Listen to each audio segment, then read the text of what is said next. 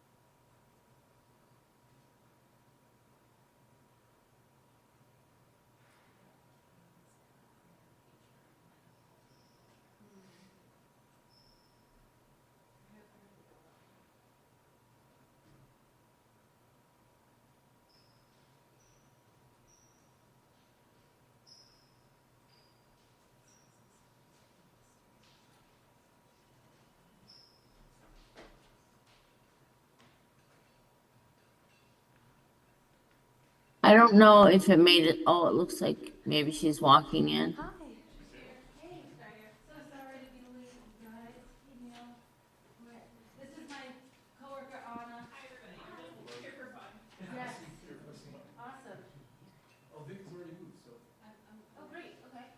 you can sit here or there, or I can go. There's one down there. All right, I'll sit over here. I'm gonna sit there.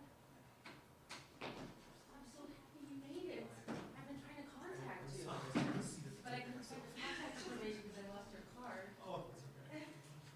All right. So, hi. Awesome. Thank you. Do we have a quorum? Yep. Great. So Ryan, Vic. Wait, we need one more. Oh no, AC is right there. Yep. All right. Shall we get started? So welcome to some new faces here. I'm Michaela Hondras McCarthy, and we'll start the meeting. We're talking mostly about stretch codes, specialized stretch codes today. And the first agenda item is the minutes for approval. So we might, so just take a minute and look these over. I know we were trying to identify some guests. I don't know if that's been. That was Julie and Ella. Oh, great. Julie and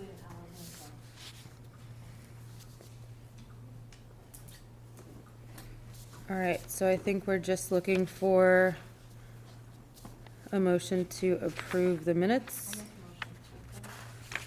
Second? I'll second. Yep. That's perfect. All right, great. And Cynthia, are you able to take the minutes? Yes. Awesome, thank you. All right, I'll vote in favor to accept the minutes from the last meeting. Aye. Any opposed? Any abstentions? AC, you're abstaining? Yep, all right. All right, looks like we're good. Good on the minutes. So I think we'll just, Sorry, I wanted to mention, hi everybody, sorry, I was a little bit late. I sent an email just saying that as far as I was one of the attendees for last week, or last month. I think that was the only note that I had. I was Yeah. mentioned in like the, in the notes, but just not as one of the attendees. oh, you're on there as a member that's present, so I think we're good. After you pointed that out, we added that before printing Oh, out the cool. minutes. Thank you. Oh, cool. Thank you. All right, so now we're going to talk about the specialized stretch code, and we have a guest speaker from Department of Energy Resources. Thank you so much for being here. Of course, thank you. Yeah, take it away. Okay, sure. I have a presentation that I sent to Catherine. I realize that you have other things on your agenda. I was told to just keep this to 10, 12 minutes. This is the main item, so this is like the main show, so we'll have you take as long, I mean, we're an hour and change for meeting time, but we'll probably have some discussion and stuff, so don't feel super limited. Okay, of course. We're excited. I appreciate that.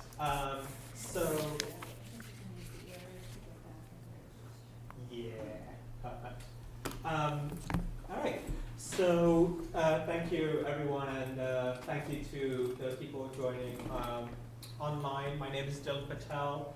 I am the Green Communities Coordinator for the Northeast region, serving the great city of Lowell. And one of my jobs is to educate stakeholders, whether that be advocates or for legislators, on the specialized stretch code. So the presentation will kind of go over the rationale of why it exists, what it really impacts, any cost impacts, cost implications, the kind of funding that's available for it. Oh, thank you. And there are some things that I did cut out in the interest of time, but I'm happy to kind of discuss that in the question and answer session as well. So this is basically the gist of what I'm going to go over. So I'm going to start with the kind of the rationale for it. Essentially, the specialized stretch code was born out of the Climate Act. It's one of the many tools that the Commonwealth has to help us achieve our net zero emissions goals for 2050. And there's a plethora of kind of initiatives out there, whether that's tackling, energy generation, transportation, and buildings.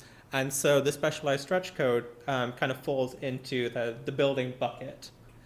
The reason being is that buildings are a large source of emissions, especially within the Commonwealth. And energy codes are probably one of the most influential tools for affecting how we can impact both the operational carbon emissions as well as the embodied carbon emissions of buildings. The specialized stretch code, and I am going to repeat this throughout the presentation, only impacts new buildings. And I think that's really important for two reasons. Number one is that within the Commonwealth, we do expect large growth in new construction within the next quarter of a century. And specifically in Lowell, you can imagine how much growth there's going to be over the next few decades. Number two is that it's much easier to affect the construction of new buildings rather than retrofits, because you can impact what's going in on the design. You can course correct to a certain extent. And if you just build it right the first time, you can save a lot of money, both in terms of its operations and just save a lot of emissions as well. And that's also considering the fact that, as you all are aware, buildings are long-lived assets. So we're compounding these emission savings over the course of 50, 100 years.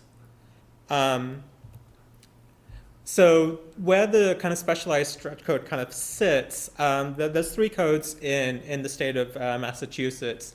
And essentially what the specialized code is what you have already, which is the stretch code, plus some extra appendices that are added to it. And it's really the appendices plus your existing stretch code which makes the specialized code. So far, there have been 55 municipalities that have adopted it. A good dozen, I believe, within the past 6 months. So we have seen quite a lot of growth in the short term. And you can see, like in the map, my Western coordinator has done some amazing job in the past few months. But you can see that even within the Greater Boston region, there are towns. Chelmsford was an early adopter of it. Andover adopted it in their town meeting 2 months ago. So there's quite a lot of growth both within the Commonwealth and within the Metro Boston area, which kind of takes the edge off of kind of regulatory shopping, especially when it comes to kind of developers choosing where they want to build their next multifamily construction, for example. So this slide is probably one of the most important slides. It's a very, very high level overview of what the specialized code is. I'm going to start with what it's not, or what it does not entail. So as I said before, and as I will repeat, it only affects new construction, does not affect any no existing buildings, and definitely not any historic buildings. It contains no new provisions for new construction that is all electric. So that's electric heating, cooling, cooking, clothes drying, and hot water. and no new provisions for electric vehicle charging, because all of the electric vehicle charging is in your current stretch code. And there's wide, and I know I've been like following what's going on at the federal level, but all that aside, there's a lot of funding available within the Commonwealth of Massachusetts. I'm just going to minimize the. Oh, Catherine, would you mind? Is that from the yeah. So, thank you.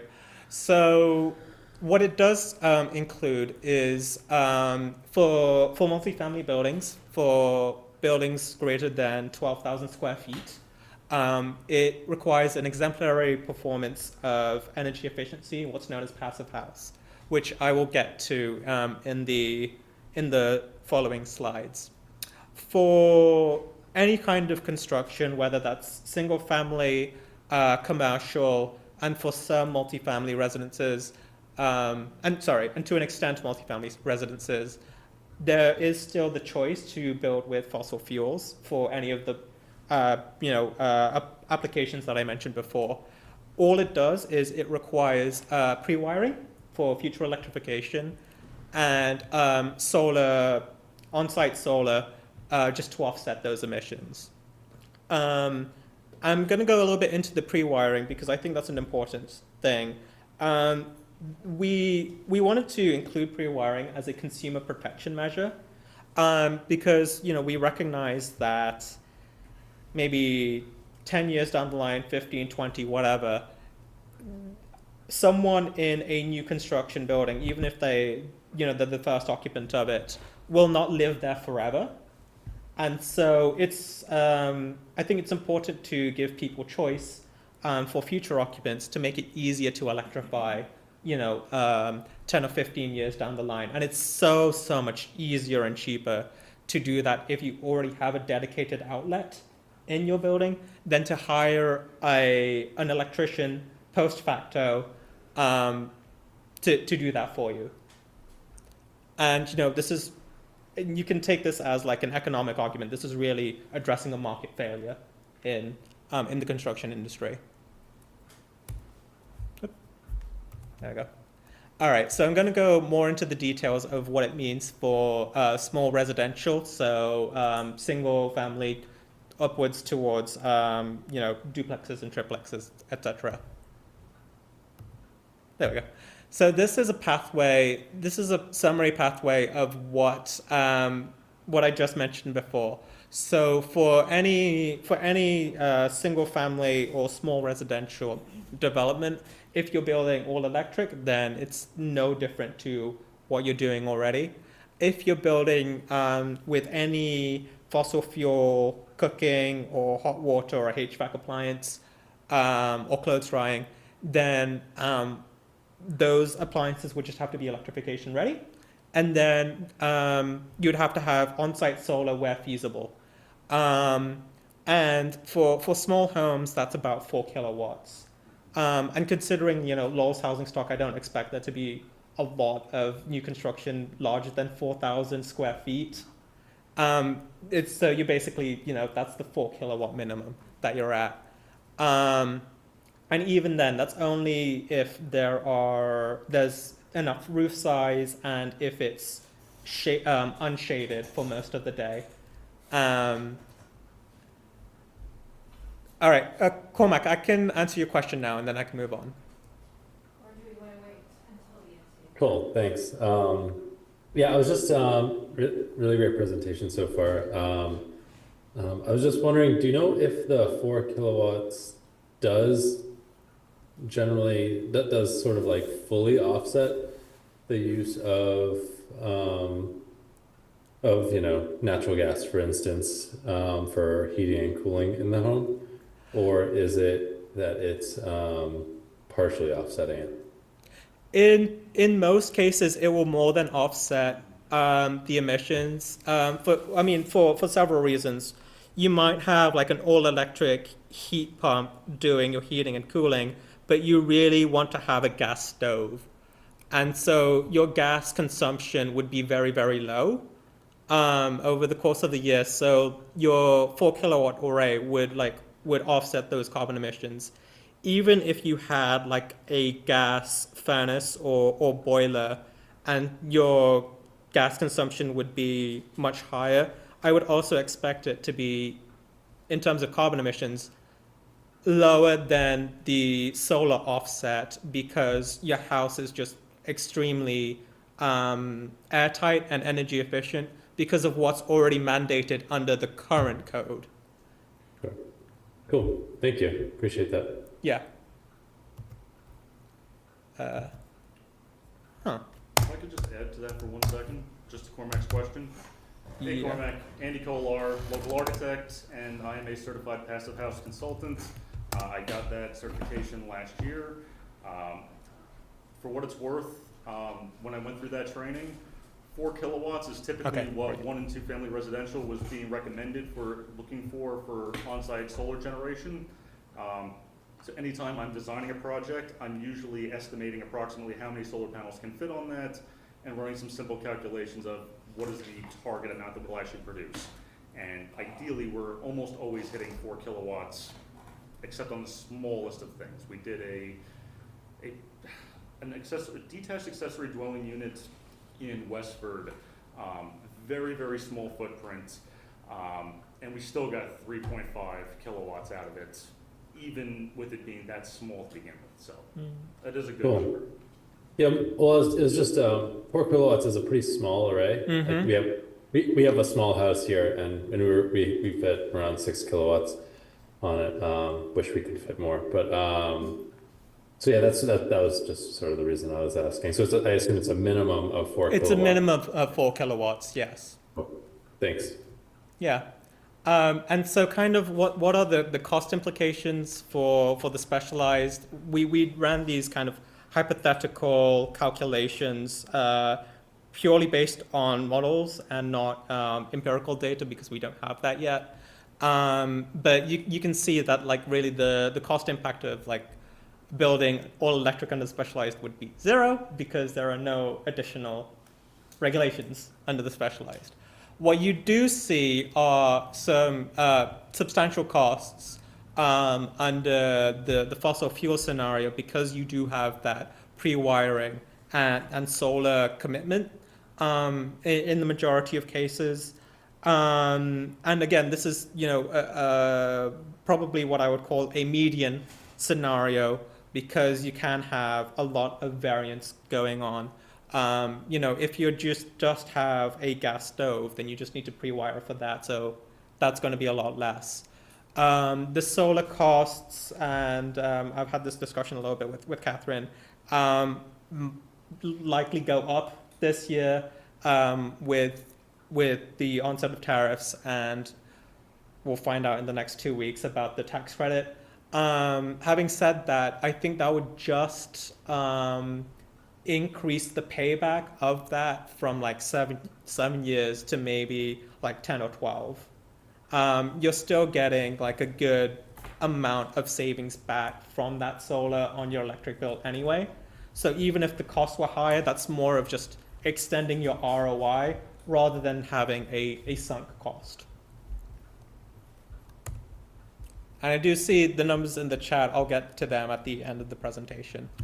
There are, as I mentioned before, a wide array of incentives available from Mass Save. And even if you're building now to the existing stretch code, you get money for doing that. And so that extends to the specialized code. And then that also increases if you're building multiple units. And there's also a wide array of funding available for solar at the state level. This week we just revamped the solar incentive program called SMART, which will also kind of bolster or help the return on investment from the rooftop solar. Okay, I'm going to delve a bit more into large residential and the requirements for that. So again, okay, I think that's missing a picture, but that's okay. So essentially, there are the two similar pathways for large multifamily buildings. So essentially, that means any multifamily building constructed under a specialized code community would be built to passive house standards. And if it were mixed fuel, it would just be passive house plus electrification ready, so with the pre-wiring. And what Passive House is, it's a certification system by two organizations. One is an international one, and one is a US-based one. And these set very high energy performance standards and air tightness standards. This is probably one of the best kinds of types of construction available when it comes to energy efficiency. They reduce heating loads by 80 to 90% compared to existing construction, and that reduces energy bills by more than half. So that obviously has impacts for the occupants, especially for renters who might have to pay those bills. That also has implications for the grid as well.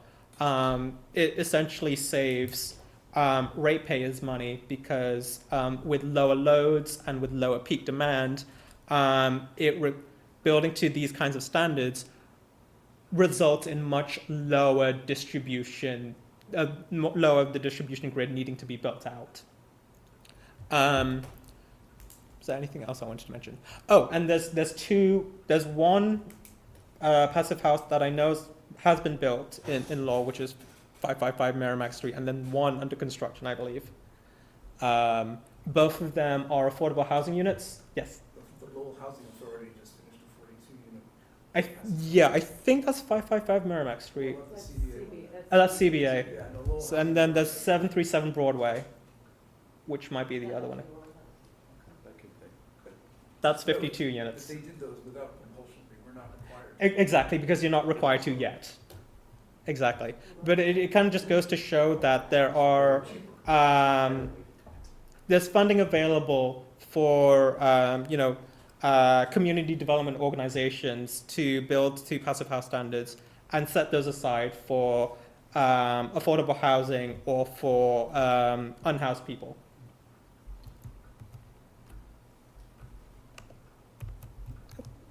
There we go. Even if you're building to market rate, even if you're a for-profit developer and you're looking to enter the passive house market, we found in a study that CEC did that the construction cost increase is very modest and mostly on the soft cost side. So your consultants, your architects, your designers, those should tend to go down over time as those developers get more situated and familiarized with the whole process. And even so, we found that those cost increases are before any of the mass save incentives, which are very substantial. And like I said before, because you're building to such a high standard of construction, this means that your energy bills are very, very low. That also means better air quality, because you have energy recovery ventilation, fewer pollutants, fewer allergens entering in, and much better occupant comfort.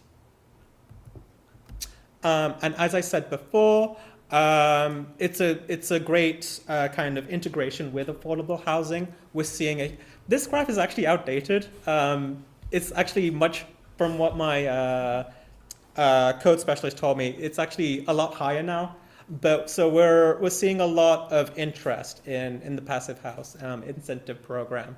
But based on 2023 data, we found that a third of them are dedicated to non-market rate housing. And as I've said before, there's incentives of nearly $4,000 per unit for passive house certification. And there's also, it's looked upon favorably by the LIHTC program, the Low Income Housing Tax Credit. And I believe I'm aware that Lowell is a commercial PACE program adoptee. So that provides a lot of upfront funding which will lower the kind of debt burden for developers. The last thing I'm going to go over is the commercial pathway, and you can kind of tell where I'm going with this. So for commercial buildings, nothing different for all electric. They can use the passive house pathway, but it's not mandatory, in which case they don't need to build the solar, they just need to do the pre-wiring. But if they don't, then they'll need to do the solar. And to go a little bit more into the solar before I wrap up, so for kind of residential for small family residential, as I said before, this probably won't be for 100% of the cases.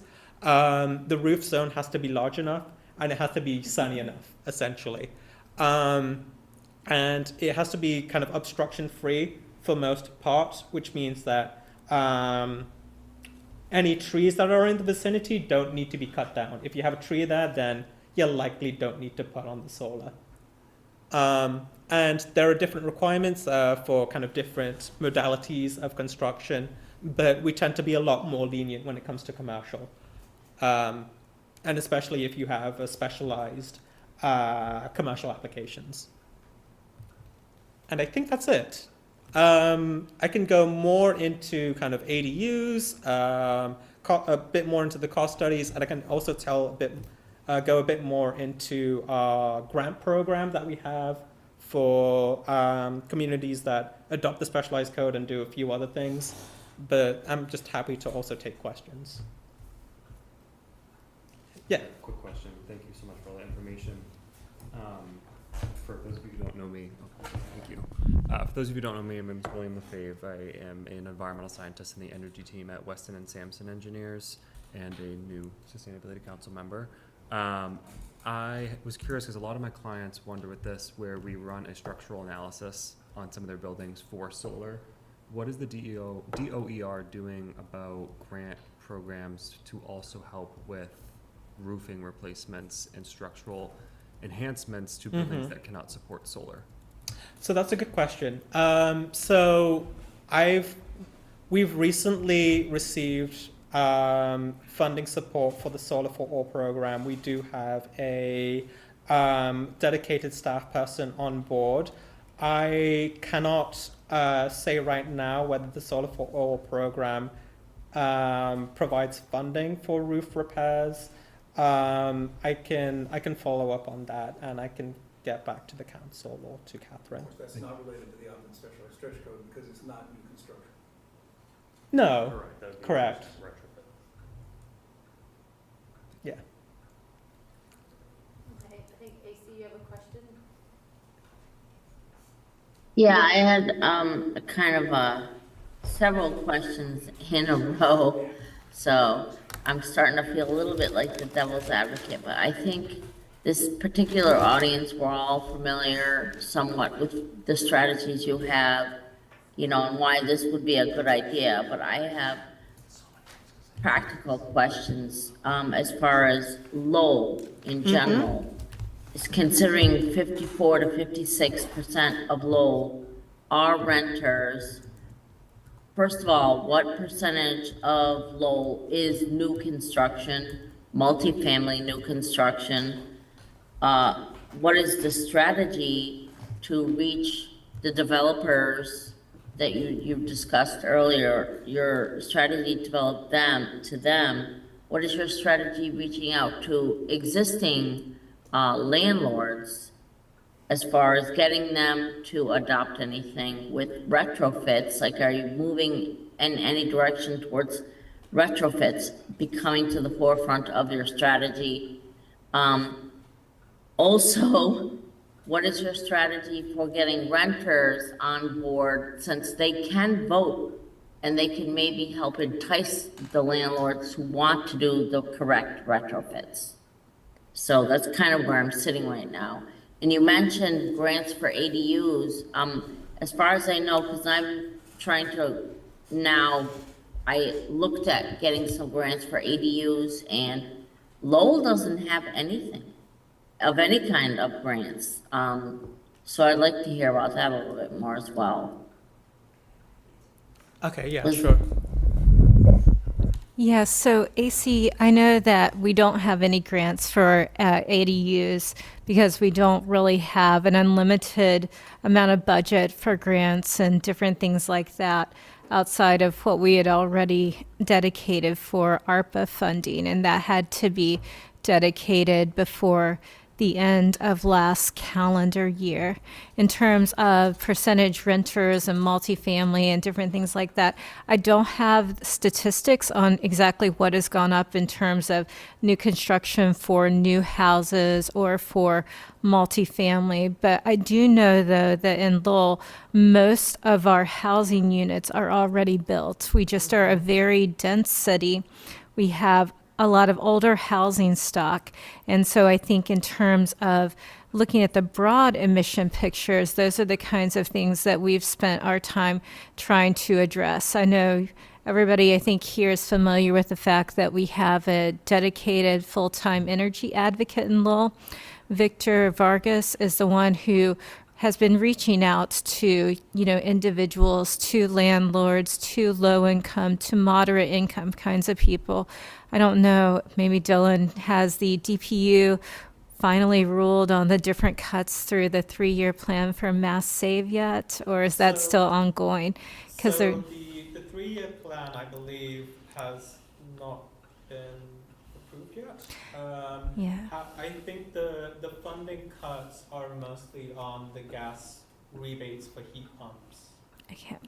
Yeah, but I think if certain provisions survive, I think there can be enhanced incentives for communities like Lowell, considered to be equity communities. And those are the things that we're really going to look to push out through Victor's work. We're looking to do community-wide mailing to make people aware of these types of incentive, community workshops to help educate them on that. I know that we've also reached out into the developer community to try and make them more aware of the things that are already existing. And I know one of my big concerns about this, and I've spoken with Dylan about this briefly, is that we don't know what we don't know in a lot of cases, because I think, previously when this was an option for communities to look at, we haven't had a lot of case studies, kind of specialized stretch community versus regular stretch community. The thing that concerns me the most from a sustainability perspective and thinking about our multifactorial goals within Lowell is just that we don't know what the impact of construction costs will be due to the ever-shifting tariffs at the federal level. And if you look at, even if our housing production plan, which wasn't officially adopted, but even if we went by the goals that we have for creating additional housing units in Lowell, it's only a few thousand units we'd be creating between now and 2050 versus the tens of thousands of units we have existing. So I think I'd feel a lot more comfortable if we actually get real data, real world data. I know I had, there's kind of things all over the place. I know Mass CEC did a study that said it's only 1 to 4% increases over the basic stretch code. And if that's the case, that's less of a concern. But again, I know those studies were done pre-tariff. I know I was speaking with a developer of affordable housing earlier this week, and I know that they said in their community, they serve multiple communities. One's under the stretch code, one's not under the stretch code.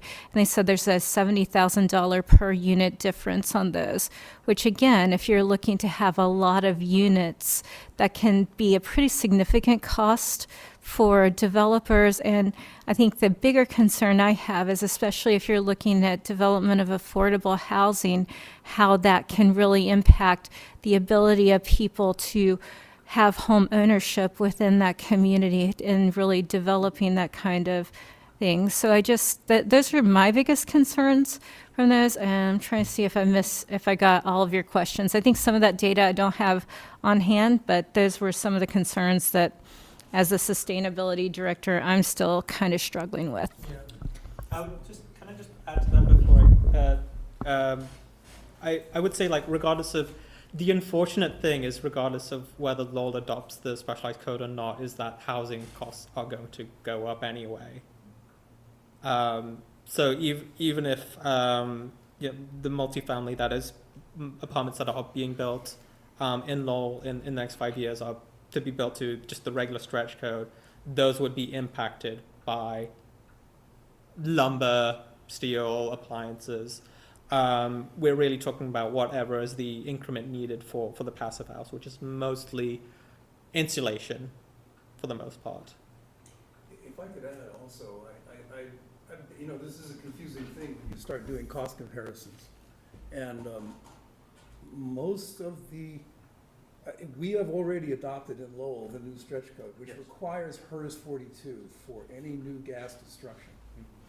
The housing renovation, home builders and renovations, they did a study by MIT and Wentworth Institute. It's 100, yes. Yeah, I hate that study. And it's very much slanted against these things. Nonetheless, they concluded that new housing built with passive stretch code standards is about 3.8% more. Still, we're not talking a lot, but the main thing is they were basing their cost comparison on a HERS 55 rating, which no longer exists. They did that through the whole report. If you actually base, and they do have the cost comparisons there on page 43, if you actually base the comparison of what it costs to build a new house with gas versus electric, it's actually about $20,000 more to build with gas than with electric. In fact, in some cases, it's $60,000 more. So I think the whole idea that this is more expensive is based on a very deceptive and often repeated comparison with the old stretch code, which is no longer in existence. I just want to make that really clear. Yeah, I agree with you on that particular study, but like I said, I was speaking with a developer who's working in the tariff uncertainty era right now, who are planning developments right now, and the difference between building that kind of development in a stretch code community versus a specialized stretch code community is about $70,000 per unit. But again, I feel like if we could get better data, and maybe that's something DOER is going to be looking at as this continues to roll out, I think that would give me a lot less heartburn about it all. Yeah, that's one example. Well, I think the My question. friends, I've had my hand up. Can I jump in? Yes. Is that okay? Yes. Sorry. Yeah, I wanted to kind of echo some of Catherine's concerns. And first of all, I wanted to thank everyone for coming. I'm just very happy that we're sitting down and having a full, well-rounded discussion about the pros and cons of this. And I'm just like, as like a random volunteer in the city, it's very exciting to me to get to talk about the deep details of this. But yeah, I wanted to echo some of what Catherine was saying about, I've looked at the studies that I've had access to, some of the passive house data. I think it's like FIAS is another study that, or another organization that. Passive House. Yeah. That's what the PH stands for. Oh, Passive thank House you. Institute of the United States. Okay, thank you, thank you. Originally. Yeah, and and of course, you know, it's from Passive House, and so like I'm glad to have their data, but I also wonder, you know, if there's any level of bias there. And I've also been I spoke with a developer of affordable housing recently as well, and there was a general sense of just kind of the unease, the uncertainty, given the cost of, you know, tariffs. I'm also concerned about our kind of artificially constrained multifamily development due to zoning, not necessarily just in Lowell, but like surrounding communities as well. And, you know, I am concerned about the cost of affordable housing and the limited supply, I guess I should say, of affordable housing and multifamily housing. And what I want to make sure I'm careful. Obviously, like I believe in sustainability, and I think it's very important. And that's why I'm part of this council. And so it's just a very hard decision for me. I'm interested to continue hearing. I guess I'm curious for Dylan. Maybe could I pose a question to you? So we mentioned the estimated costs before incentives, right? For passive house. I'm curious kind of where your understanding is of the current lay of the land in terms of, the federal incentives that are kind of in question, and how that, the level of impact that could have on the cost of construction. So there are federal incentives available right now under what's known as the 45L tax program. I don't know where that sits in terms of the big beautiful bill. It does have to say that, doesn't it? But the idea is that I'm pretty sure the 45L program has been around for several administrations at this point, and it does provide funding per unit for what's known as the Zero Energy Ready program, which I believe Passive House is eligible for, and there are prevailing wage requirements that really bump it up by 5 times, which I believe in the state of Massachusetts, prevailing wage is met very, very easily. Even without that credit, there's still a lot of funding available through the Mass Save program. And Great. I know a lot of people have their hands up, so I have Andy, and then I have, I think, AC, and then Cormac and John in the computer, in the TV. Thank you, Michaela. Go ahead. All right, I've got a whole bunch of things that I wanted to bring up on this, so I'm just going to kind of unload all of them, and we can talk about whatever there makes sense. As I acknowledged before, I'm a local architect. I am Passive House certified. But one of the first things that I've always had an issue with in Massachusetts with regard to these policies, and this is coming from someone that is firmly in support of the stretch code that we presently have adopted, that passive house requirement is a state subsidy, essentially. Our legislators have chosen winners. We have disregarded Green Globes, we have disregarded LEED, we have disregarded the Living Building Challenge, we have disregarded every single competitor with FIAS. This disregards that FIAS has the most difficult system for an architect to work with of any of them. The training is obscenely long, it is extremely expensive, and yes, the state helps cover half the cost, which is great, but the continuing education credits do not count for any other thing. So there's a lot of issues with that we are just blindly turning an eye to. In terms of should we move on to this more aggressive version of a stretch energy code, now an opt-in specialty code? As you pointed out before, yes, new construction is at a 42 HERS rating.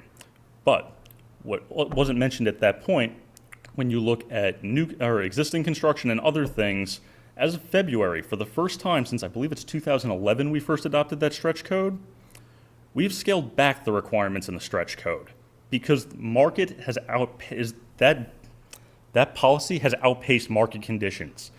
Literally, homeowners are struggling to keep up with paying for all of these requirements. So when people are already struggling with what we have now, and we say, let's move on to something that's going to cost them more, I have real concerns. Now, I thought that the new stretch code came into effect in December of 2024. it did. There was an update for the first time in recorded history in February. Okay, but so, I mean, I think that the increase in cost has come from that. It doesn't come from Passive House. Passive House is a opt-in stretch code is more like a transfer of Passive House. But that's the thing. I have the numbers here. Because as Ryan requested, is there a counterpoint to what FIAS has actually put out? And yes, there was a 121-page report in June of 2023 called Public Policy for Net Zero Homes and Affordability. It was prepared by the Wentworth Institute of Technology, the Massachusetts Institute of Technology, and the Home Builders and Remodelers Association of Massachusetts. Now, I've sat on boards with home builders before, and they have diametrically opposed priorities to architects. We disagree on a whole lot of things, and there is definitely bias. So my assumption reading this, those two academic institutions are kind of keeping them honest, and they're trying to keep it pretty fair and balanced. So I pulled out a handful of quotes just to give some general statistics. Massachusetts residents are experiencing a housing cost crisis that disproportionately and negatively affects low and moderate income households. Roughly 1 out of every 2 renter households, 49%, and nearly 1 out of every 3, 30% homeowner households with a mortgage in Massachusetts were housing cost burdened in 2021. I did try to check. 2023 had similar numbers. I couldn't find anything more recent. 15% in Lowell, and it's about 30% for the Latin community. Great. Thank you for having something more local. I didn't get to that granular detail. I love it. Meaning that they were paying 30% or more of their home income towards housing costs.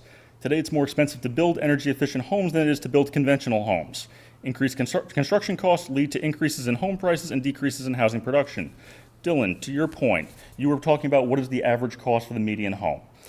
Their numbers were models of single-family home and townhouse construction and surveys of builders of single and multifamily housing indicate that the specialized stretch energy code, this document, is likely to increase the cost of construction of single-family homes and townhouses by roughly 1.8 to 3.8%. Compared to the stretch code of a 55 bedroom. They say that very carefully. They do. They are very careful. Approximately $10,000 to $23,000, which your $13,300 or $446 falls in that range, for the medium single-family home, depending on the pathway to compliance selected, and increase the cost of construction for large multifamily buildings by roughly 2.4%, at least initially. They are kind of extrapolating a little bit, but they say the economic modeling here shows that increases in construction costs could push the single-family house median in Massachusetts out of reach for between 15 and 33,000 households before taking into account any public financial incentives for green building. And in terms of their recommended policies, yes, public incentives is a big point for them. They also talk about better training for contractors, and I would extend that to design professionals. We have a severe issue right now with skilled labor that can actually build these buildings. And I'm the first to admit, from the architectural and the design professional side, most of us learn a little bit about it in college. Many of us pursue certifications for the sake of adding letters after our name and add credibility. But average architect does not know how to build a net zero house. We just keep adding insulation and hope the mechanical engineers can cover us. They talk about permit streamlining, which is a very good idea that's been very successful in places like New York City. And they talk about things like land use and zoning reform. That's come up in Lowell's history on a variety of occasions. So again, my biggest concerns with this are we are in a housing crisis. Lowell is an affordable city, and the cost of construction, as you acknowledged, is constantly going up. There's no denying that. Every one of my clients from pre-COVID times to today is paying 20 to 25% more by default. I get really concerned when I hear things that are going to start raising the cost. In my own profession, the American Institute of Architects publishes what's called the Architectural Billings Index every single month. This is a metric that basically says if you are above 50, times are good, people are building. If you are under 50, there is a contraction in the construction market, people are less inclined to be building. In the last 7.5 years, because I pulled up as many records as I was comfortable basically getting us before COVID, 87% of the time we've been below 50. That's usually a sign that we are approaching a recession or doing pretty badly. The Northeast has actually been doing worse than almost every region in the country. So 50 is a score. Yes, it's at 0 to 100. 50 is, all right, if you're above that, where everybody's building, times are good, 7% we've been below 50. 87% of the time. The last time that we had that number above 50 was a brief blip for 1 month in June of 2023. Now we have things like tariffs. I have explained to every client, I can't promise you what your bills are going to look like for this, but if they come, you're going to have arguments with your contractors.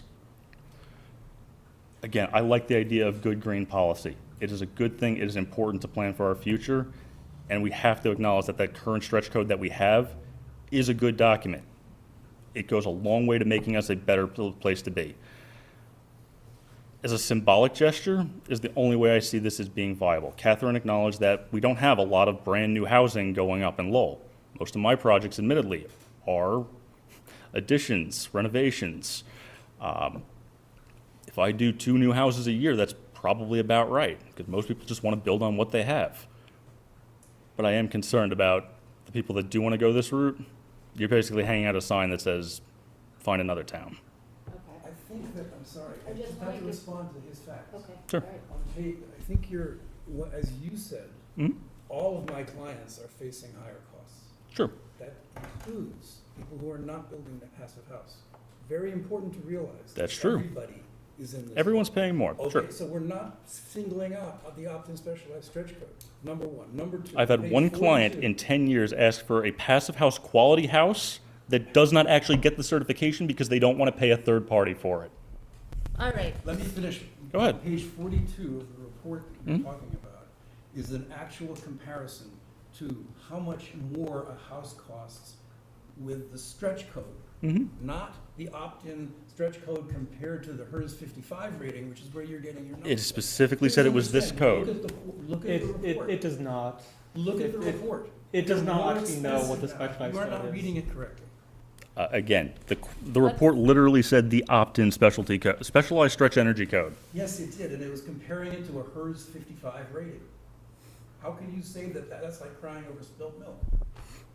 It doesn't exist anymore. You have to compare it to the current stretch code, and the current stretch code makes gas houses more expensive by a long shot. Plus, the DPU has drafted new guidelines which say that no longer will the gas company pay for the gas hookup from the gas line to the meter. That's true. Now it's gonna have to be covered by the construction company, which is another $9,000 Is- added on to at the least, gas house. yes. That's a So. That's I mean, true. This is. Point of order, can we follow the speaker list?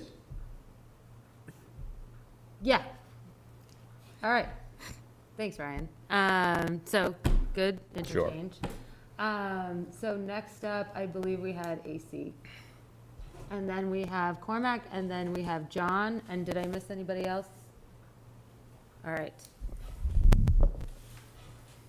No, I heard what that gentleman was saying, but I thought that this was, and I understand where he's coming from, and that was my big point, was the strategy to reach, because I personally believe in Lowell, we're looking at more of a retrofit rather than new builds. And it is costing more money. As someone who's going through it now, I just did a mixed use, I put in some heat pumps, and I kept the gas open on the other units, so, because of cost. So I see where you're coming from. But what is the strategy to get renters on board with the idea and to get landlords, like, and this is something I kind of briefly have brought up several times now. Michaela knows it's like a little pet project of mine, but the landlord groups, where are they? And especially since there are a lot of corporate landlords here in Lowell, and they really don't care. So how do we reach them? Yeah, so I think this is a very good discussion that we're having. It's not all or nothing. I think some good, like say, so we're going to determine whether or not, as a council, we want to recommend this initiative, right? Out of this conversation, while we're having it, also maybe think of some other creative ideas, like you brought up workforce training, maybe, for people to be more versed in the construction and design. So don't think it's like all or nothing. There could be some other creative ideas that come out of this. So AC, thanks for bringing that up. All right, let's go over to Cormac. I think you had your hand raised, and then John.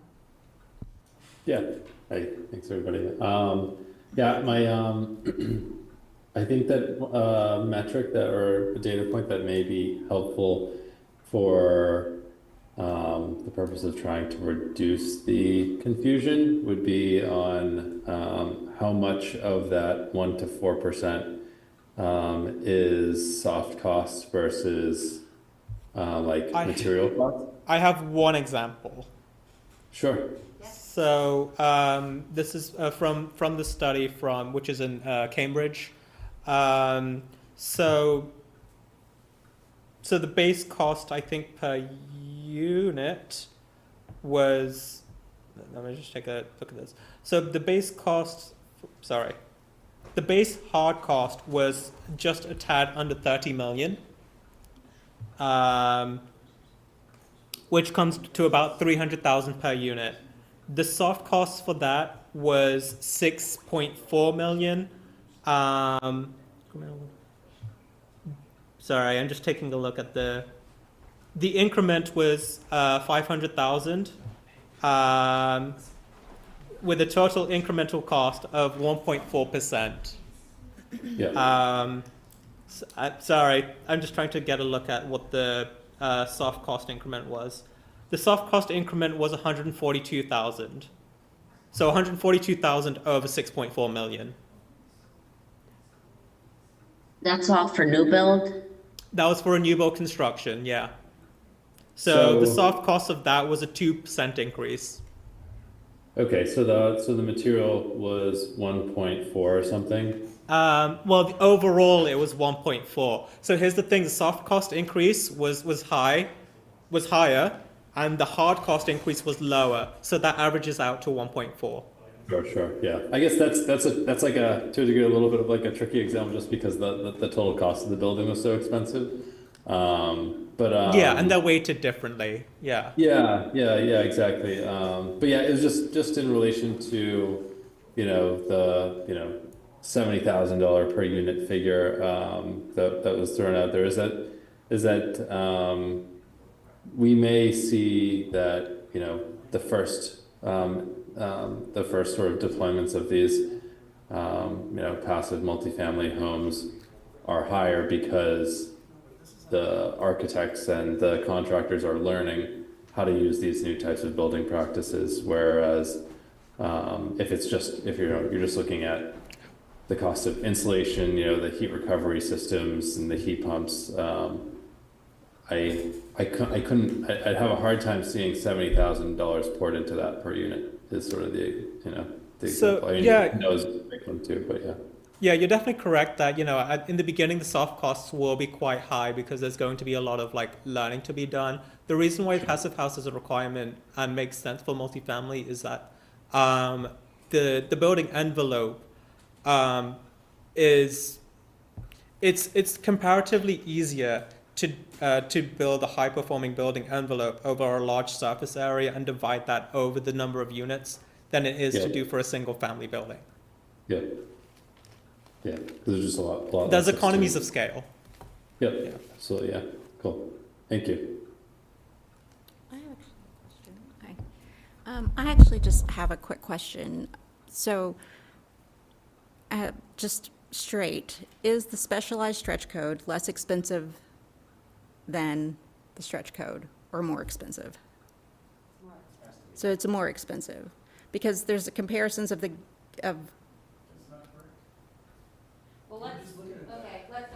Well, first of all, if you're gonna have a side conversation, please respect the other speakers and wait until after the meeting, or just leave the meeting altogether, okay? Second of all, we can have more of a discussion on that. I just wanna go to John, because he's been waiting. John, go ahead. Thank you. I think there's something being left out of this conversation. And that is that there's a couple of crises going on. Housing is one of them. Climate is another one. The climate crisis is not going to wait for Donald Trump to stop being president or anything else. And if we decide that we can't address it for new buildings, if we're going to say that we're going to leave new buildings the way they are, even though we've calculated for a number of years now that we have certain steps that have to be taken in order to meet the climate goals, and we're going to delay taking them for an unknown period of time, that's not helping people. That's point number one. There will always be reasons not to do it. It took tremendous amount of advocacy and effort to get to this point and creating those climate goals.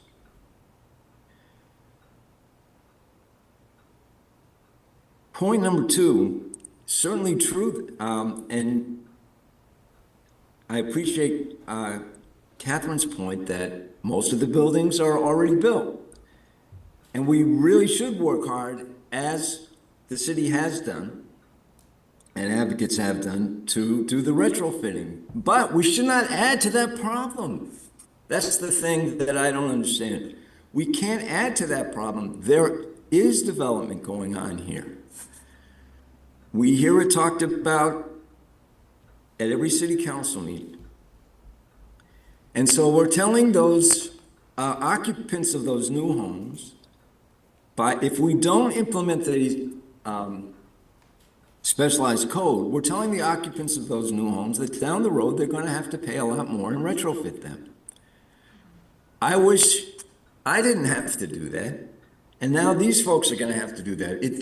That to me seems like a mistake. Thirdly, as Dylan pointed out, the tariffs are a serious problem for building. It's gonna make everything more expensive. And that's a battle that we have to fight. It's a separate battle.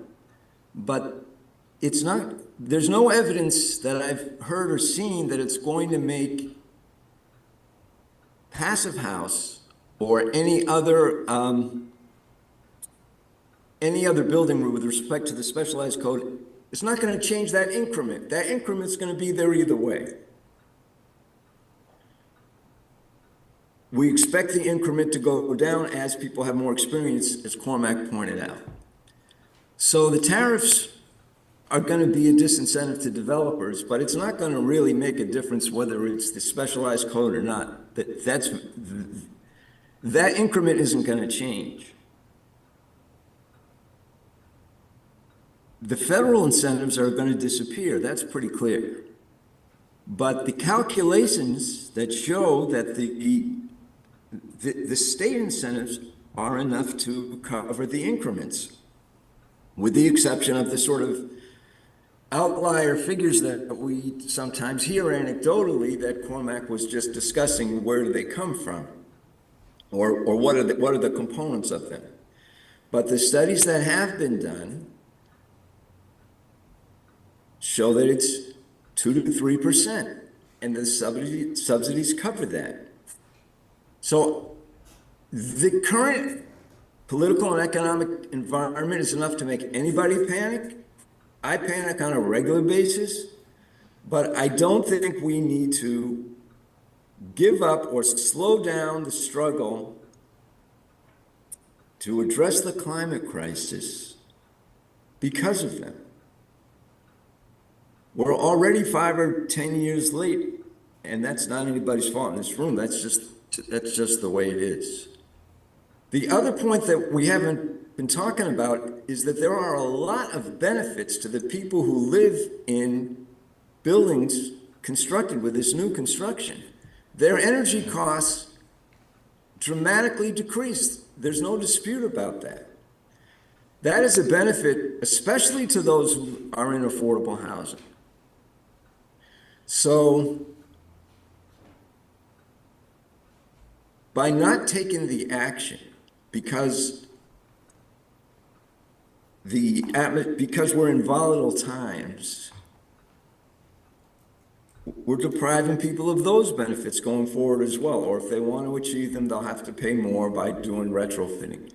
So I think this is that we have to do this now,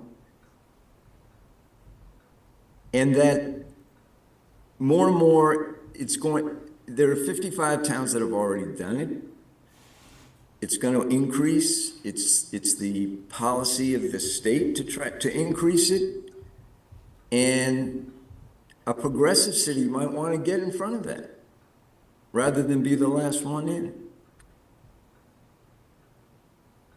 Thank you. Well said. So I've got Ryan with his hand raised, and then I've got you, Lillian.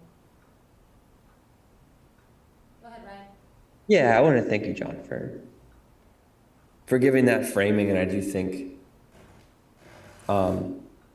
when we talk about social contracts, and that, when we're developing a social contract, and rules about how things should work, a lot of times there are people that are not at the table, right? And one of those groups, and whenever I'm thinking about climate, is like the people of the future that are not at the table here to like give their perspective about things, or the people who, as you mentioned, you know, will need to, I mean, we have this trade-off of, okay, we can either spend, you know, X amount of dollars now in additional construction costs to build in a sustainable way. Or eventually, someone's gonna have to spend even more money retrofitting. And that's also a cost, and they're gonna have to do it anyway at some point.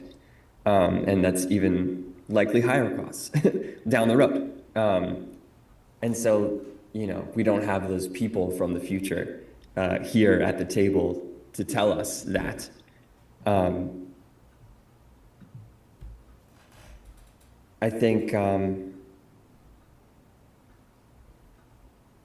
there's also the question of, you know, whenever you're creating, when there's an issue about the housing supply being constrained in some way, I think about, you know, are there, you know, why are you doing it? What are you doing that constrains supply in some way by adding cost or not allowing to build in certain places? And is there a good reason for it, being the other? You know, and like, for me personally, you know, certain types of restrictive zoning, I find to be just an unnecessary barrier to construction.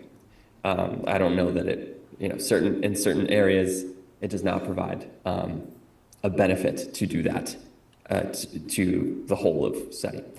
But when it comes to this, right, it's like we have a climate crisis, and you know, we need to judge it on its merits as well. And so I do, as Catherine said, like I am interested in more data right now on the costs.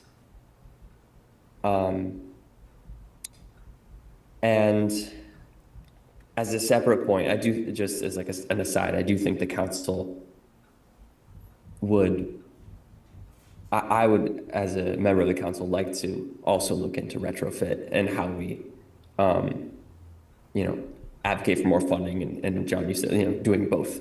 And both are important and are going to be important. But I want to hear other folks' thoughts on the available information and like what it means for us to make a smart decision right now. So I'll stop there. All right, so we've got about, thanks Ryan, and thanks everybody so far for contributing. This is a very well-rounded discussion, I'll just say that, and thank you so much, Dylan, for your presentation. We're at 7:44, this meeting ends at 8 o'clock, and we're gonna leave about 5 minutes to talk about like a speed round of some other stuff.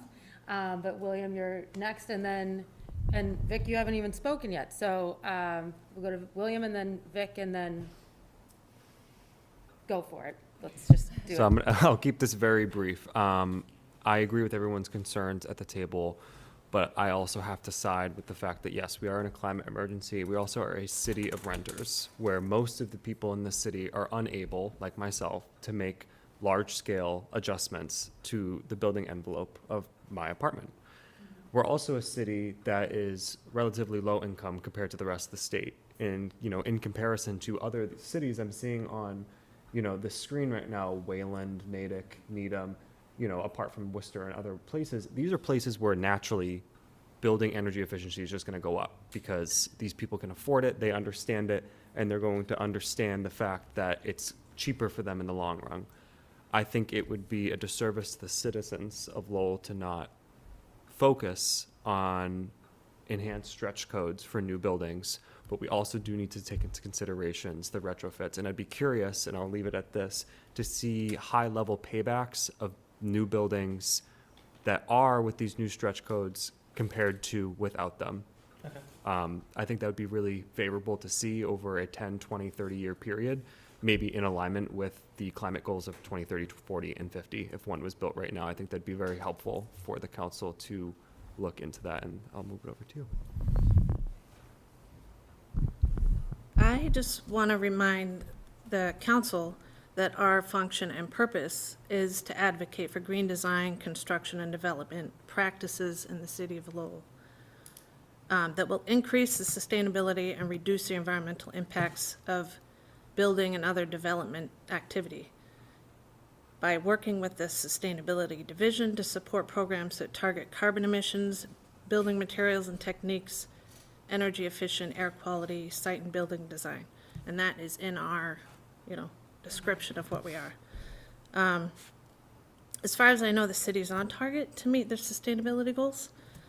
We should keep that momentum going. And opting into this code seems crucial for achieving carbon neutrality. It complies with the front runner city. We are a front runner city that the UN created to meet certain sustainable goals. And I don't think the other 55 cities are front runner cities. The only one. The only one. We're still very much in development, though. Okay. And this complies with the Lowell Forward Plan that was adopted in May of '24 to reduce carbon emissions, increase solar infrastructure, increase the number of households utilizing decarbonized energy sources. And it complies with one of the 6 checkboxes we would need to be a climate leader, and we already have 4 of those checked. Yes. So I just wanted to remind the council members of that. That's it. Yeah, thank you, Vic. Does the sustainability department staff have anything to say about this, since you work super closely with all this stuff? Okay, you're the energy manager. You must have something to say. Or Catherine or Cynthia? I was going to say, I think I've expressed my concerns pretty robustly, both at this meeting and a separate meeting that 350 Mass had. My biggest concern in going forward here is just that we don't know how much more this will add to the cost of new construction, and we don't know how that will impact our ability to create more housing. We are in a housing crisis and a climate crisis, and my biggest concern is really to make sure that we meet kind of the basic needs of people first. People need housing in Lowell. They need affordable housing in Lowell.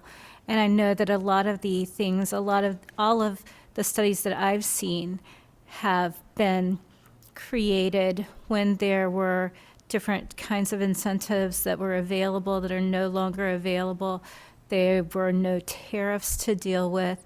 And I understand that the tariffs will impact all construction, but I don't know where that point is, that tipping point where they can say, you know what, this is going to be too much for us to do in Lowell. And I don't want to be the person responsible for discouraging additional housing in Lowell.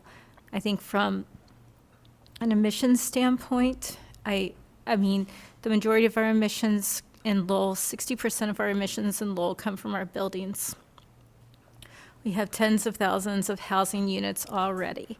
So whatever new units we create are going to be a very small part of the pot. And, presumably you're going to have more emissions from your existing buildings because we do have an older housing stock. And I'm happy to talk about the things in a future meeting, if you desire, that we're looking to do to really reach in to help people to upgrade their existing housing stock using the Mass Save programs and some other tools that we have at our disposal. I do have some serious concerns that we don't know what we don't know.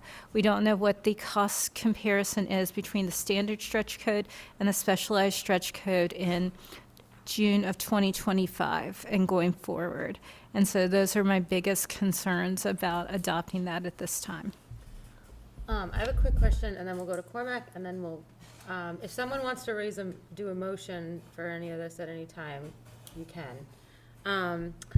The Link project is 500 additional units of housing that are going up pretty soon. Do you, Catherine, or anybody, Sustainability Department, know if they're committing to a specialized stretch code or a mutation of being more energy efficient? We haven't been privy to any of those discussions, but I know that since UMass Lowell is kind of spearheading a lot of those sort of initiatives, I know that they're very committed to meeting the climate goals of the Commonwealth as well. So I would imagine that that would be a consideration, although I haven't had any conversations with them about that. Developers wouldn't normally volunteer to go above and beyond if they don't have to, but the school makes it very interesting because they would have those priorities. I work in conjunction with the Office of Sustainability. I can get an answer for that. That would be great. I'd love an answer, and I I would would love love an answer. I would love a Yeah, commitment, that's very even more than an I'll get answer. you one tomorrow. Whoa, nice. Okay, love it. All right, Cormac.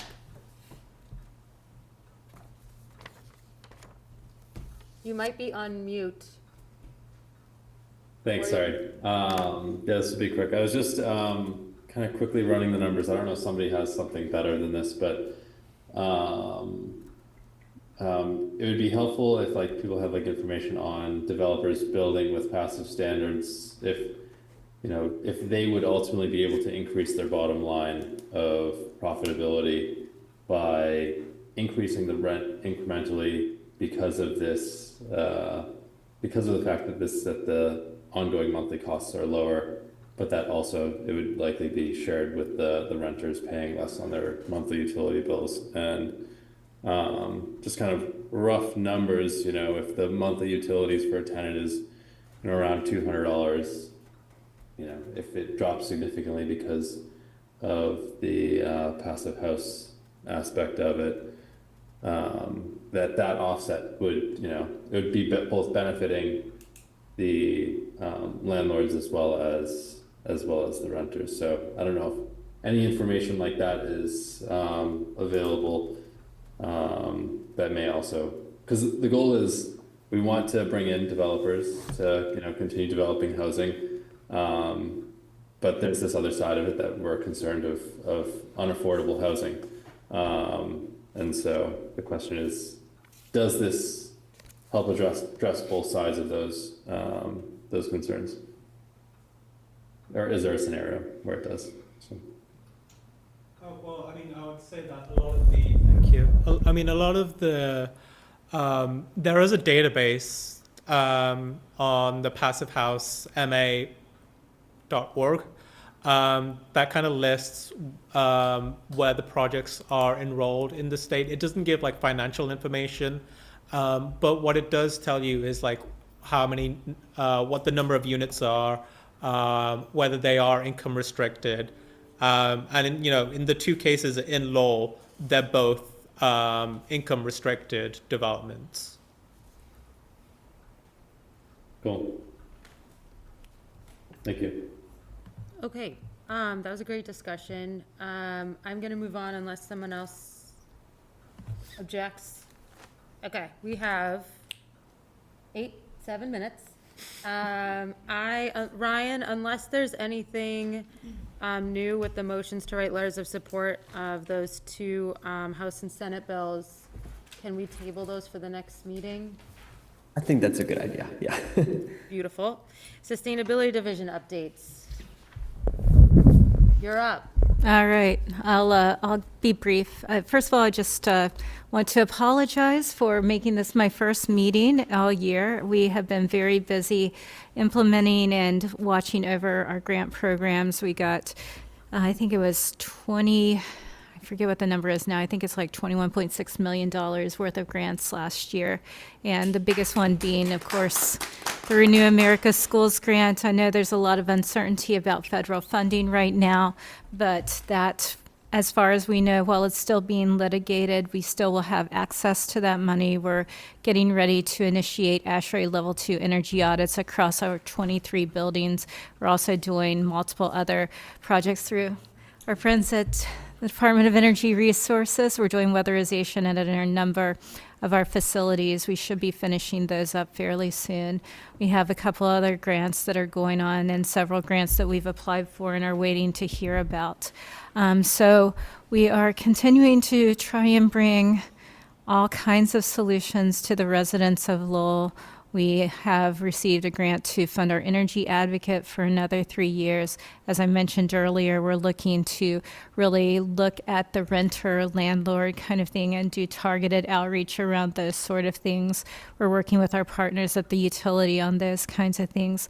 I did want to just say something just really briefly, just in general as a city board, and I do appreciate all the wonderful discussions that we've had tonight. I think these are very good discussions.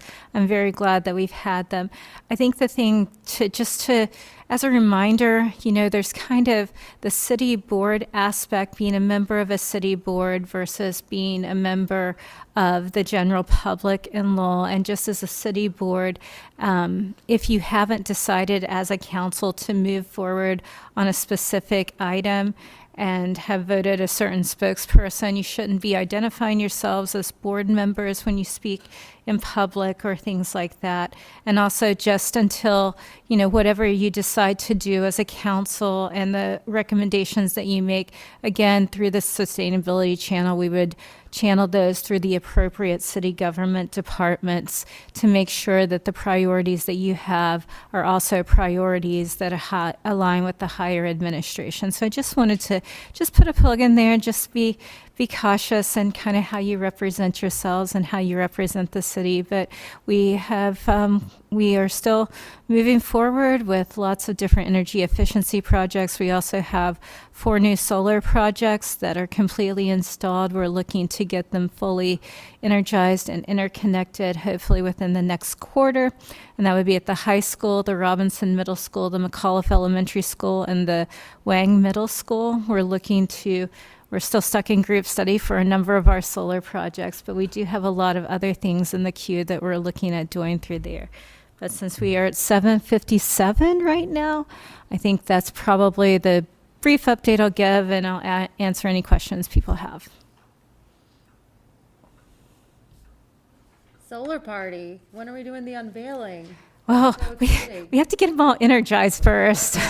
So there's still a few more steps to take place to get that done, but Yep, we yep. will make sure to let the Sustainability Council know if we do any great Yep. official unveilings. All right. Cormac had a question about, is the code of conduct written anywhere? We have like a annual training kind of thing, but if there's anything specific, Catherine, that you want us to not do or do. Yeah, it's just kind of, if as members of a city board, it's kind of like you're a city employee as well, and that should have been explained in your onboarding kind of process. And so as a city employee, I can't bring forth things without running them through the chain of command. Similar things for our city boards. And so I think that that's just one of those things that if there are specific questions about that, but I think it's just in general, I don't want to be speaking as a sustainability director on behalf of Lowell for something that is not a priority of the administration or something that we haven't really committed to. Same kind of thing with our city boards. We just want to make sure we're all on the same page. We're all working together to help reduce our carbon emissions. So it's like a I guess private. it was just more along the lines of, is there anything written anywhere? Because it just always kind of sounds very nuanced, and it always seems like there's another rule that comes up, and so I guess if there's like a code of conduct that I can just ChatGPT check, is this okay, instead of sending an email to ask, and then waiting a week to, I think the rule of thumb would be if you're representing yourselves as members of the Sustainability Council, or you're identifying yourself as a member of the Sustainability Council, you shouldn't be talking about anything that the Sustainability Council hasn't voted on and that hasn't been vetted through the city chain of command. I think that would That's probably be a not- yeah. good rule of thumb. I think, as private citizens, obviously it's something different. I know, Michaela, you spoke at City Council the other night. She identified herself with her name and her address as a private resident. That something like that is okay. But again, if you're representing yourself as a member of the Sustainability Council, you really need to make sure that you have consensus as a board and that the city has vetted that. And the Sustainability Division would be the channel through which you vet those sort of things. Cool. Okay. 2 people have their hands raised, but we are at 8 o'clock. So 30 seconds or less, unless we can, I'm seeing shaking heads. We'll just keep That's going. fine. Yeah, that's all right. All right, cool. 8 o'clock. Upcoming events, okay, so we're gonna table the criteria for initiative framework. It's something really cool that Mary Wambui kind of like suggested, so we'll table that for the next meeting. We've got Folk Fest, everybody, next month. Our next meeting is the Thursday before Folk Fest. We're gonna talk about styrofoam, and a lot of other things. And we're gonna have a sign-up sheet, and we're all gonna have fun together at our table. And the only thing I would say about the styrofoam is you haven't taken a vote as a council to really even kind of bring that out or to, again, send it through the channels of the city. So it's probably, you can talk about it, but in terms of signing people up and things like that, that's not really the point of a city board. No, So- thank you. Thank you for making that out. So we're not going to ask for signatures for any sort of styrofoam initiative. We were thinking we would just have a bunch of containers and educate people about the differences. Is that okay? I don't know. I haven't been to any meetings this year, but have you voted as a council to move forward in that area? Because I think you've just been discussing it, right? Okay, does anyone want to make a motion quickly to talk about I'll make a motion. styrofoam at the Folk Festival Well, as a council? Again, though, anything that you recommend would need to be channeled through, in this case, it would be to the Solid Waste and Recycling Division.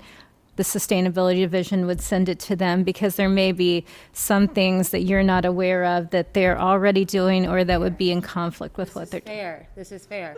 So we're meeting next month right before the Folk Fest.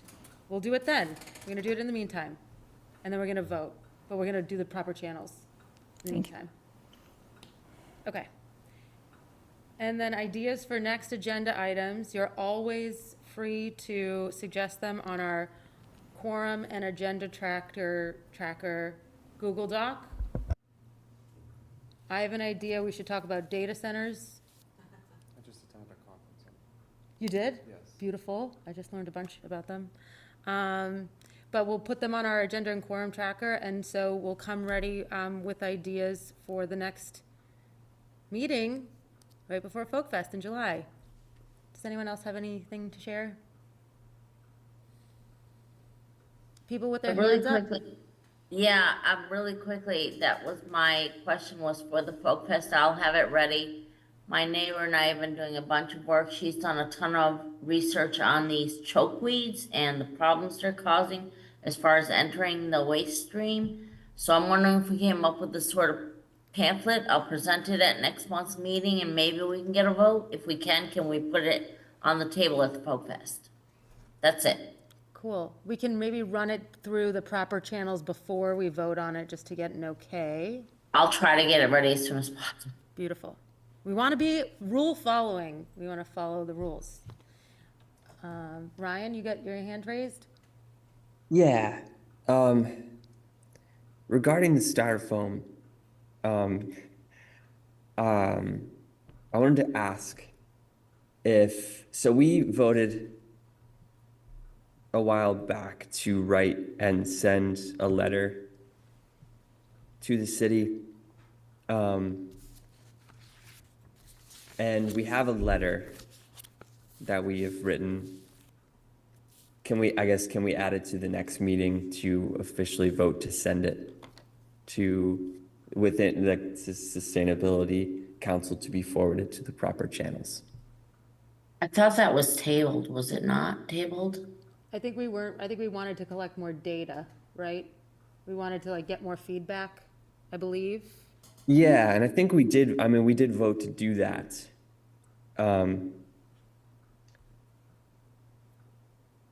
I guess, I guess my question is how specific do we need to be when it comes to the specific steps we aim to take to gather more data? Because I want to make sure I'm doing the right thing. But like, I don't know, like, do we need to say like, city council, like, do we need to name the businesses we will reach out to, et cetera? Yeah. I think, I know that you had created a survey. I know that there were specific businesses you had reached out to. I know that our economic development office had also forwarded that survey. I don't know if anything had come back from that survey.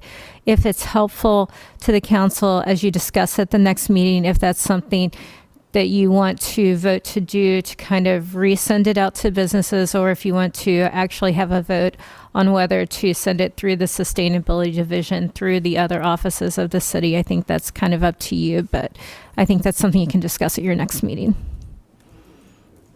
Awesome. That's on the agenda for the July meeting. And motion to adjourn? Move to adjourn. Motion. I got Vic Second. first. All right, Brian beat me to it. all right. All in favor? Great. Thank you for the All right. presentation. Thanks, everyone. Love it. Good job, Really Yeah, everybody. thank you. Thank you. Learned a ton. Thank you.